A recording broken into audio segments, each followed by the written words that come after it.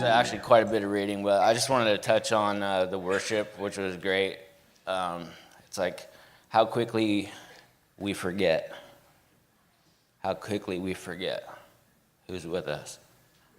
You know what I mean? And it takes a moment like that to remind us. And it's the day started off great. You know, I got a couple calls from some great friends of mine, one with great news and one with not so great news. And it was just like, no matter what we just had in worship is always. I asked Mark, if you want to simplify your Christianity, is go talk to Mark. Mark gave me a hug tonight, and I said, hey, man, tell me something about Jesus. And he says, he always does. And I'm like, that's all he said. He always does. Go sit and have lunch with Evelyn and tell me it's not the most simple thing ever. Anyways, how quickly you forget, you know? And he always does. So it's like so the Holy Spirit kind of threw me a curveball, and I was nervous. I forgot to get cleaned up. You know, I was all nervous. I was sitting there, nervous wreck, hot mess. I've been a hot mess since before church. And it's this is a story I love. There's a lot of reading. I'm probably not going to read it all. I just need to give you a little bit. I'm in John. I love John. John is not very wordy. To me, he's not. He just says, look at what's right in front of you. Look at what's right in front of you. And then pick a horse and ride it. That's what I love about it. That's one of my favorite sayings. Okay, let me flip here because I didn't mark it. John 11, death of Lazarus. We know this story. It's a common story. It's one of my favorite stories just because it speaks to like the innermost me. And it's not testimony night, but there's a few things that I need to add in here.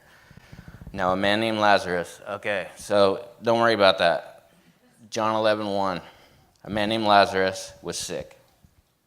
He was from Bethany, the village of Mary and her sister Martha. Important characters in this, okay? This Mary, whose brother Lazarus now lay sick, was the same one who poured perfume on the Lord and wiped his feet with her hair. So the sisters sent word to Jesus, Lord, the one you love is sick. When Jesus heard about this, Jesus said, this sickness will not end in death. No, it is for God's glory, so that the God's Son may be glorified through it. Jesus loved Martha and her sister and Lazarus. Yet when they heard that Lazarus was sick, he stayed where he was 2 more days. Okay?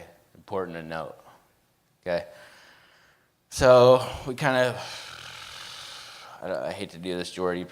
This probably makes your skin crawl, but I just kind of just go through it. Jesus answered, blah, blah, blah. After he said this, after he talked a little bit, just hanging out, Lazarus is still sick. Go to verse 11. After he said this, he went on to tell them, this is Jesus. Oh, our friend Lazarus, he's fallen asleep, but I'm going to go there and wake him up. Okay, cool, right? His disciples replied, Lord, if he sleeps, he will get better. So he then told them plainly, Lazarus is dead, guys, and for your sake I am glad I was not there, so that you may believe. Let's go to him. Okay, sorry. This is what happens when you listen. I've realized today that I'm all right listener lately, you know? And so I had to take it here.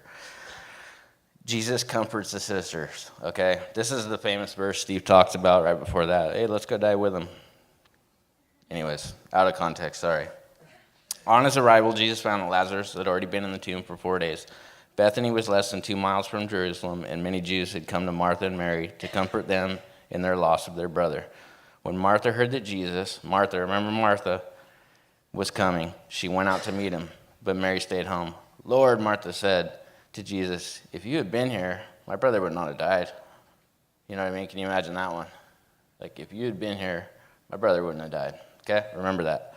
Jesus said to her, your brother will rise again. Okay, sorry, Jordy. We're moving on a little bit. I know he will rise again, she says. Jesus said to her, I am the resurrection and the life. He who believes in me will live, even though he dies. And whoever lives and believes in me, will never die. Do you believe this? Yes, Lord, she told him, I believe that you are the Christ, the Son of God, who has come into the world. After she had said this, she went back and called her sister Mary aside. The teacher is here, she said, and is asking for you. When Mary heard this, she got up quickly. She ran out there. She ran out. When Mary reached the place where Jesus was and saw him, this is Mary now. She fell at his feet and said, Lord, if you had been here, my brother wouldn't have died. Again, two people, right? I can't give you much history about their lives, but we know them from previous stories. We know that they were walking with Jesus. Okay? We hear about them in these different places during all four Gospels. Jesus saw her weeping, and the Jews who had come along with her were also weeping. He was deeply moved in the spirit and troubled. Where have you laid him? Come and let's see, Lord, they replied. Jesus wept, the shortest verse in the Bible. Then the Jews said, see how he loved him? But some of them said, could he not, who opened the eyes of the blind man, have kept the man from dying? Okay. Jesus raises Lazarus from the dead, right? Epic story. Take away the stone, right? He's in the tomb, the stone. Did I not tell you that if you believed, you would see the glory of God? He's like giving him a precursor. He's like, check this out, right? You forget that, like, who's right in front of you? So check this out. Father, I thank you that you have heard me. I knew that you would always hear me. But I said this for the benefit of people standing here, that they may believe that you sent me. Lazarus, come out. The dead man came out, his hands and feet wrapped with strips of linen and cloths around his face. Jesus said, take off the grave clothes and let him go. Jesus is getting ready to go into Jerusalem here. So the next chunk of verses is the plot to kill him by the guys who are watching this happen. There's a couple little things in here, though. The first verse, 45. Therefore, many of the Jews who had come to visit Mary and had seen what Jesus did put their faith in him. So they were witnesses, right? Many believed, many didn't. But someone saw that. Someone saw what just happened and believed in him. Start in chapter 12. 6 days before the Passover, Jesus arrived at Bethany, where Lazarus lived, whom Jesus had raised from the dead. Here, dinner was given in Jesus' honor. Martha served, while Lazarus was among those reclining at the table. The dude that just died is eating dinner with Jesus. Mary took about a pint of pure nard, an expensive perfume. Sorry. I'm not laughing at that. I'm missing a tooth, all right? And every once in a while, it's like, pooh. So my Bible's wet right now. Which is probably why they put me up here. You know? I'm sorry, it's funny. Okay. She took the nard, an expensive perfume. She poured it on Jesus' feet, wiped his feet with her hair, and the house was filled with the fragrance of the perfume. But I need to read this part too. One of his disciples, Judas Iscariot, who was later to betray him, we know that, objected. Why wasn't this perfume sold and the money given to the poor? It was worth a year's wages. He did not say this because he cared about the poor, but because he was a thief and keeper of the money bag. Okay, treasurer, he was Jesus' money man. Jesus replies this, leave her alone, Jesus replied. It was intended that she should save this perfume for the day of my burial. You will always have the poor among you, but you will not always have me. Wow, huh? So here's the curveball for me is that, remember Martha and Mary, okay? Remember them. Their brother's sick, he's dying, Jesus is just kind of hanging out, he's not in this big rush. You know what I mean? Both sisters, both walked with Jesus, both witnessed, I don't know, let's just be safe, several months of what was going on. All the stuff that we don't even know about that John touches on. So much stuff happened, it would take, all the paper in the world or whatever he says. And both of these ladies kind of forget everything that's happened in their lives, walking with Jesus, and have this turmoil in their life. Like, I know there's turmoil in the room right now. I know it. I know it. I know it because I've witnessed it. And so they have turmoil. I mean, no one wants their brother to die. No one wants loss in their life like this. And both see the one who they just witnessed for life for months. We'll say several months just to keep it safe. Why, if you were here, he wouldn't have died. If you were here, he wouldn't have died. The blind man's healed. Demons are told to come out of people, and they go. I mean, you could just go down the list, and it's a big list. And that's only what we read about. And I think that the situation came. The reason I wanted to read about the Jews is because Jesus asked me this one time. He said, well, what about Lazarus? And what about this verse right here? This is just a little side note, but it's really important. This sickness will not end to death. No, it is for God's glory, so that God's Son may be glorified through it. And I'm not saying that, like, this is what happened, like God,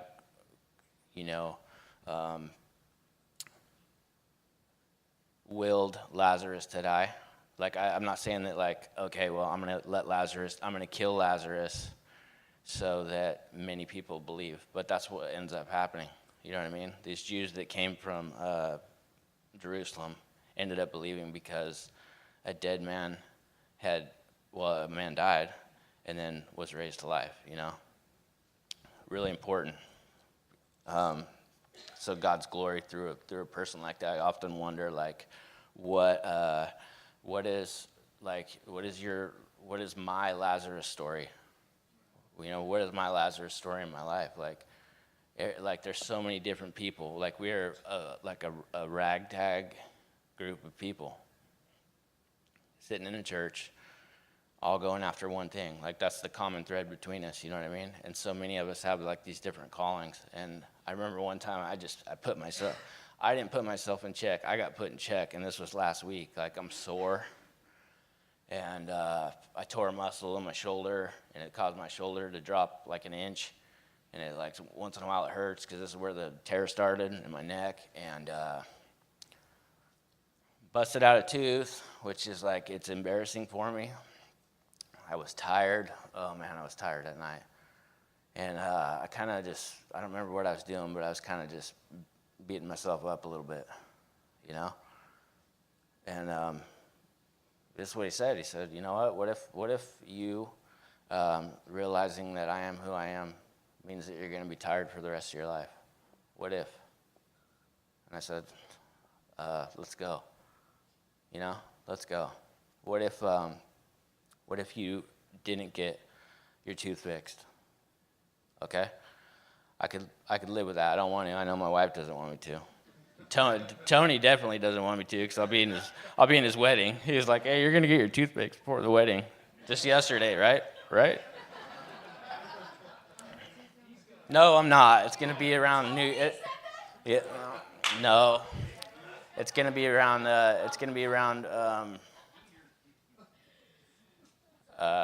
January before I can get it fixed. I ended up shattering my jaw. I didn't even know it. No pain at all through this whole thing. Pretty cool, huh? And on a side note of that, it's like I just gave it to him. Tooth or not, I'm with you. You know what I mean? I got to sit and rot in a tomb for 4 days, I'm with you. And it wasn't, I think, 24 hours later where a friend of ours approached me and said, hey, we want to pay for it. Like that. No strings attached. And it was just like, okay. Sometimes you forget who he is, you know what I mean? Sometimes you forget what Mark said that he always does, right? He always comes through, Mark, right? I think sometimes we confuse ourselves by trying to that was my tooth. Trying to decide. I have a stutter. My tongue was like searching for this empty in this void, and it's hard for me to say words.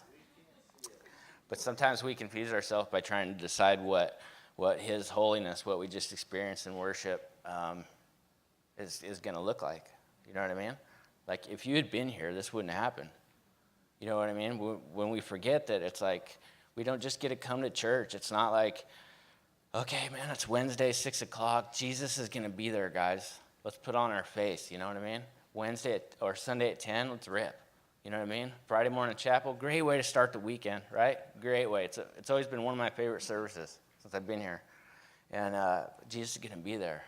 We forget that when our brother just died, when our Lazarus story is really happening in our life, when we're suffering loss and pain and everything, that he is right there. That he's right there. Maybe he's chilling back.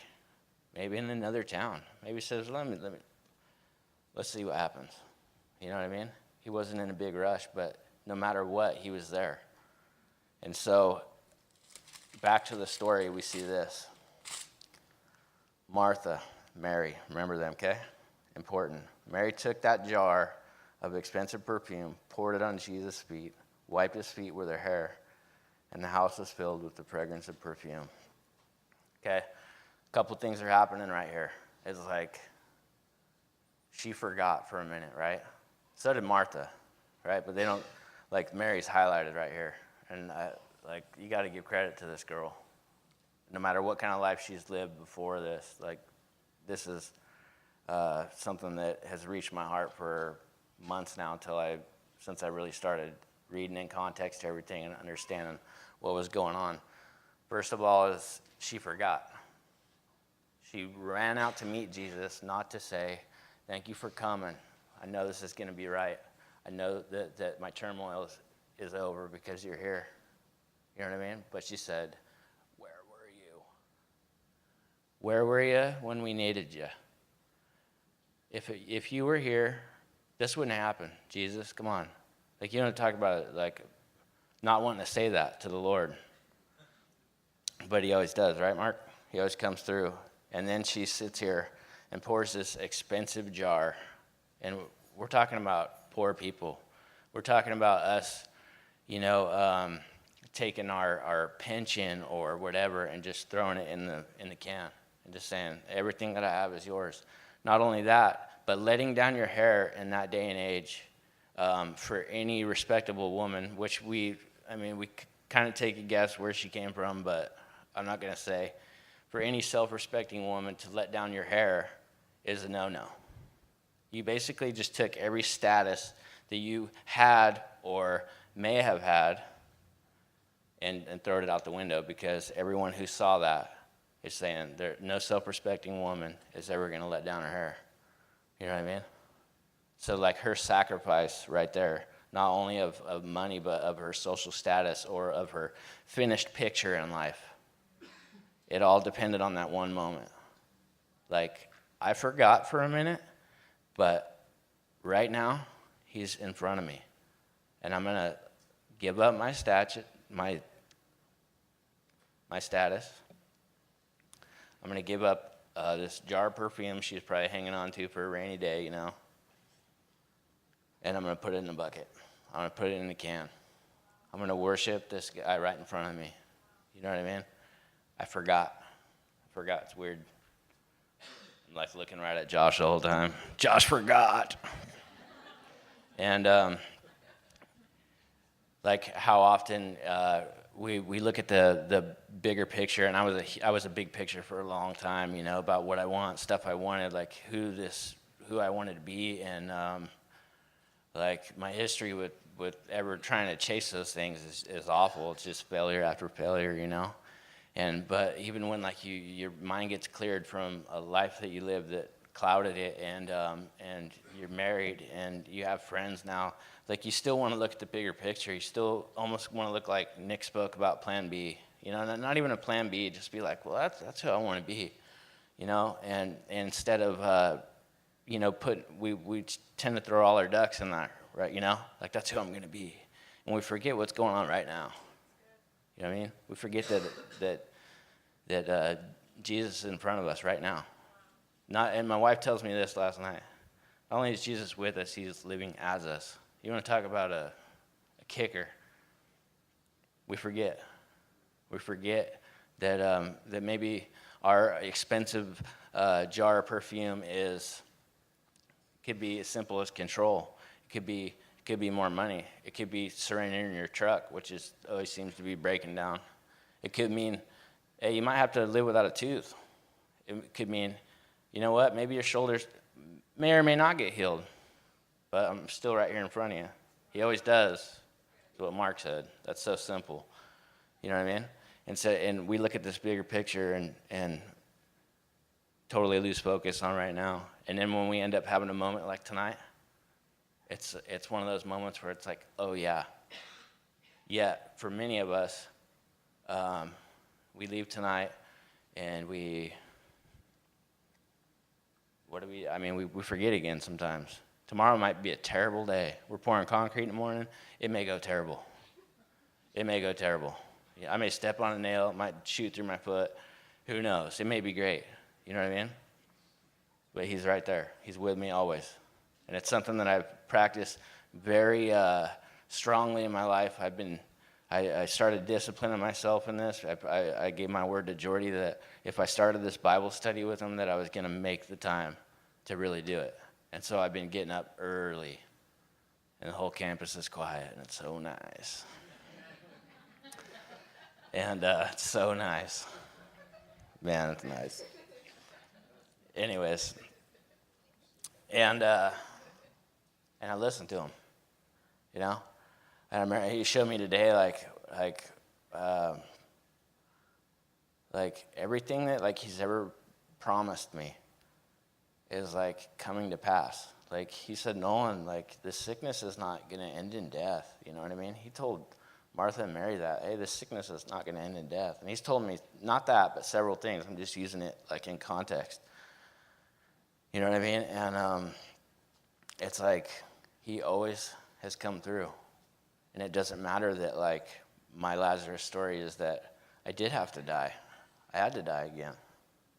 And it's not that he said, Nolan, this is what you're going to do. No, I made that choice for myself in my life.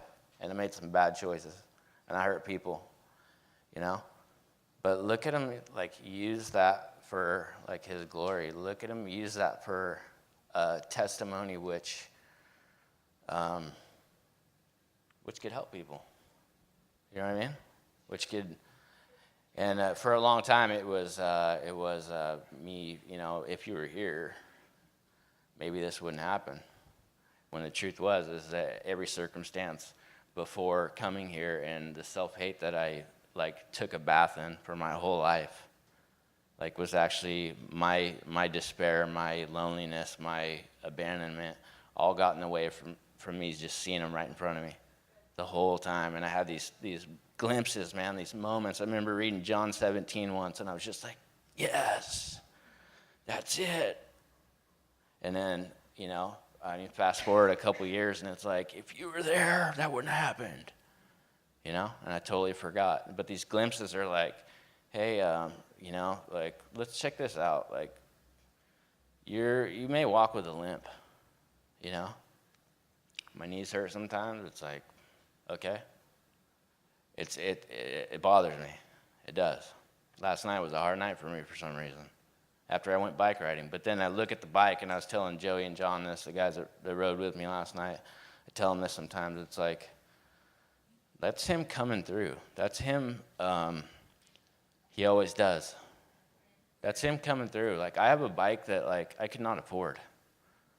Just almost not really given to me, but it worked out in such a way where I paid hardly anything for it. And I built it, and I've built it according to me, and it's more of a physical therapy thing. It's more of and that's him coming through. Doesn't mean that I get a brand new set of knees. Maybe me following him means that I'm going to be tired. It means that I might limp for the rest of my life. Maybe it means that 25, 30 years from now, I might have to use a cane sometimes. Hopefully not. You know what I mean? But so what? Like, he always does come through. You know what I mean? One of the most recent ones, this is huge, and forgive me because I'll get choked up, is July 9th of 2016, my uncle was shot and killed. by a man who is married into the family. Like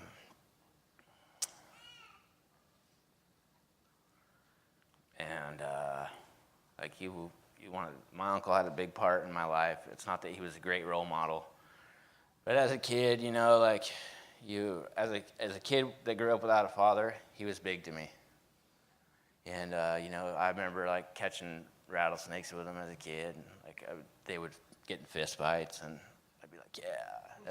He set me on fire one time with a bottle rocket. It like caught weird because they always had illegal fireworks and all this cool stuff. As a kid, dirt bikes and fist fights and huge 4x4s. That was them. Probably Confederate flags. I don't remember those. You know what I mean? But he shot a bottle rocket, and right as the wick was going, that bottle went, and it tipped over. It was on uneven asphalt, and that thing went and caught my sweatshirt. But he played a big part in my life, and over the years, because of my choices, I kind of grew apart from him. But like, I always remember that. You know what I mean? And then he was taken away by 3 bullets, and the man that did that, I hated. And I remember when I got the call, it was like this mixture of emotion. It was like, it wasn't me forgetting if you had been here, but it was like such a raw emotion of loss and rage. And I cried harder than I ever cried before. I almost threw up, you know what I mean? And so I walked through these months where it was just like, the man is not charged, okay, with what happened.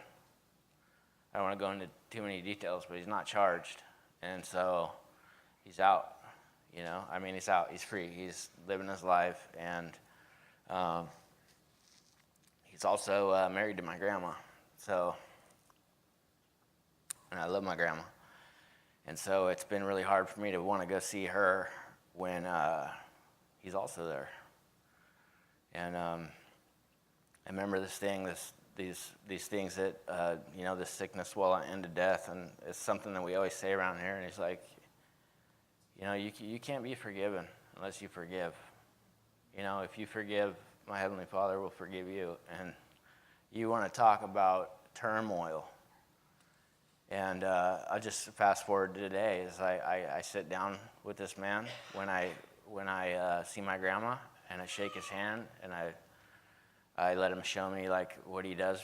He refinishes these beautiful bows, like bow and arrow archery guy. He refinishes them, and like I learn about him, and I talk with him civilly. And Jesus has shown me that like through that, walking that forgiveness out, also, like many of us, didn't have a chance growing up. And it's been the most profound thing where it's just like, I listen to him, when he says, this sickness isn't going to end in death. You know what I mean? And in times like that, like I come home and tell Ildico, like it was like, you should have seen it. You know what I mean? He has this old John Wayne rifle and stuff he's showing me, and it's like, you should have seen it. I had this conversation with him for like a half hour where I shook his hand, I listened to him, we laughed even, and just to be able to acknowledge like him, Jesus, right there in that, and saying like, should have believed, should have believed. Maybe I should have. Maybe I did forget when I held on to anger and resentment for however many months. It was hard for me to talk about, so I didn't talk about it much, And when this glory, like Jordy said, is so evident, like it filled the room tonight, you know what I mean? But also, it's like you don't need to come here to have it. It's like we walk in it, we appreciate it, we're supposed to practice it, and that's the thing, is me being able to practice it.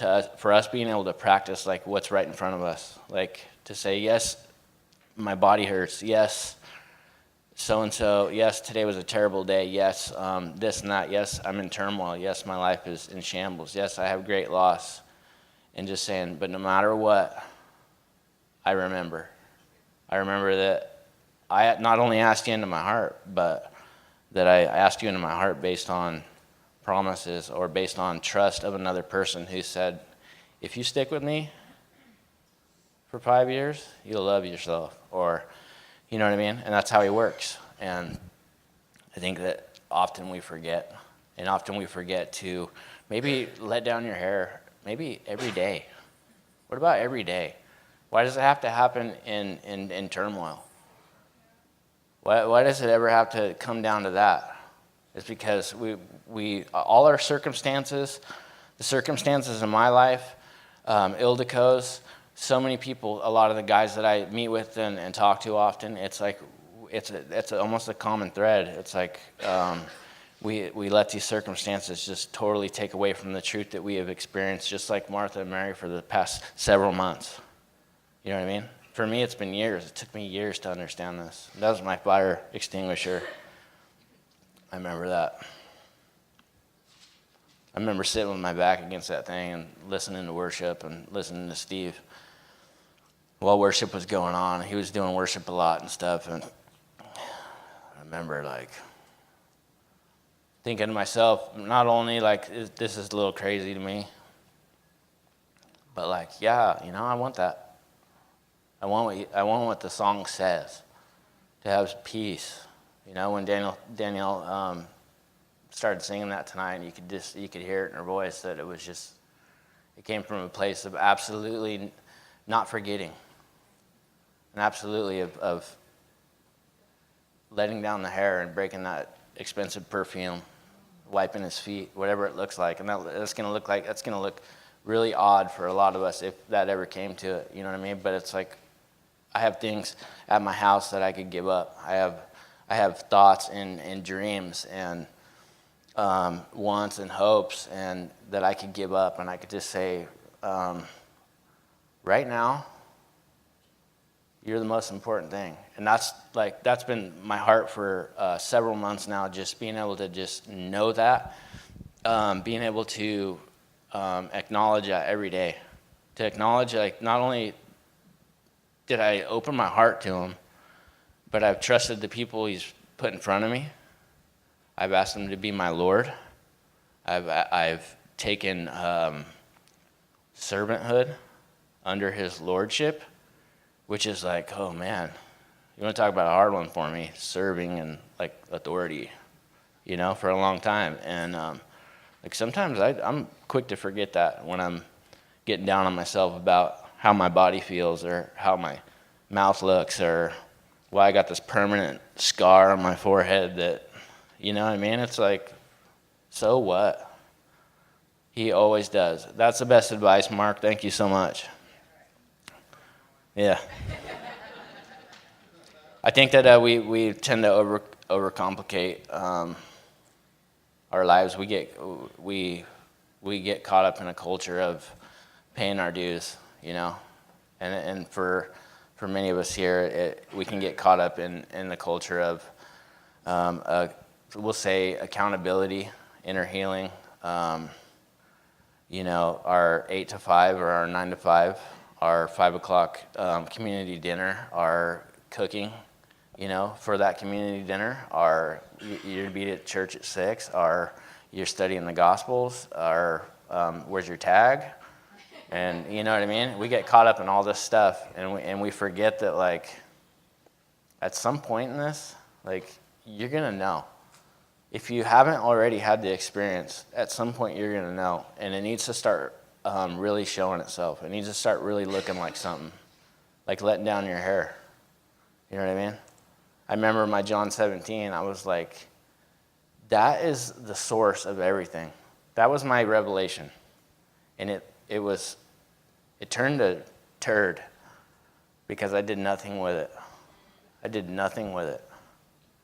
And fast forward, I threw that all away. And then when I come back after this most horrific time in my life that I can never remember, a lot of you know it, I come back and I'm sitting over here in worship and I'm on blackout again. And my body just wants to give up. My mind wants to give up. My heart's broken. And he just showed up. And he said, you remember? Remember when I told you that sickness wouldn't end in death? Well, I'm still here. You know? Where are you? You know what I mean? And that was kind of the checkup I got last week, and that's kind of what moved me today. My notes that I shared with Jordy and what I started to share with Steve today were just, I mean, they were great, guys. They were great. Excuse me. And I laid down on the floor. I like laying on the floor because it's really stiff. And I opened my Bible after work today, and he just said, well, what about this? And he just showed me this thing. I've read the story, to be safe, we'll say 30 times, and love this story. I spoke to the youth about it one night, and I never saw this aspect of it, to where this like unbelief and this forgetting who I've walked with for X amount of time because of situations, and then, oh yeah, I remember now. And I think it's a good thing for us to remember. You know what I mean? And it's really easy to go through the motions and speak songs, which it's like I wish all the words could be true from my heart, and they're not. You know what I mean? And when I say us, it's like I'm speaking to a church. I'm speaking to a people who have taken every chance they get and try to figure out why Jesus does it, why he hangs out in another town while you're sick. Okay, we'll just say that. Why he hangs out in another town while you're sick and then lets you die. I'm going to try to figure it out instead of just saying, I remember the day that I first believed. I remember when the trees were different, March 10th, 1975. You know what Steve tells us all the time. I remember my Heinz experience. You know what I mean? And saying, I forget where I was going with that, but yeah, I forgot. Anyways, here's what happened is I was talking to Jesus the other day. That's where that came from, I remember now. And this is not meant to be funny. It kind of is, but I ride my bike a lot out in the woods. My bike is a way that Jesus speaks to me all the time. And I kept seeing these like piles of rocks. And I was way out there, and it was night. And on top of it, like all these piles of rocks where it was a animal poo, right? And I was like, why do coyotes poop on top of rocks? And he was like, why are you trying to always figure stuff out? And just accept it for what it is. And I mean, and I did. And it was cool. And I came home and told Ildiko, and she kind of busted up. But then I saw like the big picture of it, and it was like, I'm always trying to figure Jesus out instead of just letting him just be and just accepting that and giving him the room to just be in my life. To giving him the room to, you know what, like use my testimony, use my death, my 4 days in the tomb to God's glory. One day someone may need to hear my testimony and may say, well, I want that. Or can you introduce me? Can you introduce me to this Jesus guy? And I'll say, yeah, let's roll. You know what I mean? So, no real point to it tonight. Just pay attention to what's going on around you. Pay attention to the Jesus who is alive and well in each of us, or the Jesus that we want to know is alive and well in each of us, or the Jesus that we're not sure about. Like, let him show you. Let him show you that, like, he can replace your tooth, or that he can give you a bike when your knees are hurting, or, I mean, and those are just small examples, but they're so profound in my life because the evidence of him there is, it's like, how would you describe it? It's like when you're driving on the highway and it's pouring rain and you go under an overpass at like 70 miles an hour, and it's just that brief, no rain on your windshield, perfect quiet, and then the rain starts again. It's like, oh yeah. That's the best way I can describe it. So, anyways, yeah, that's it, guys. So, thank you for hearing my heart. I hope that, like, whatever's going on, or whatever's not going on, or whatever you want to happen, or whatever you dream that might happen, that you remember that everywhere, like, who he is. Remember the things that he said in your life. Remember the things that we read and hear, all these red letters where he's just like, you're going to have peace and joy. remember that's like not just red words. It's saying, hey, your sickness is not going to end in death. You know what I mean? And then hang on to it. Try not to forget like I forgot, even though we're all going to forget at some point when our house burns down maybe. I don't think you forgot, but yeah, you didn't. Yeah, in between yelling at me today, I started thinking about that. It's like we're rebuilding the house that just burnt down less than a year ago. It's pretty cool. Sickness will not end in death, right? Whatever. Why did you want my house to burn down? It's like, why do foxes poop on rocks? That's just it. It is what it is. You know what I mean? And maybe one day we'll get the answer. Maybe not. But like, he's still right here in front of us. So let's take that perfume and let down our hair and like let's acknowledge that Jesus is really who he says he is. That like he always does.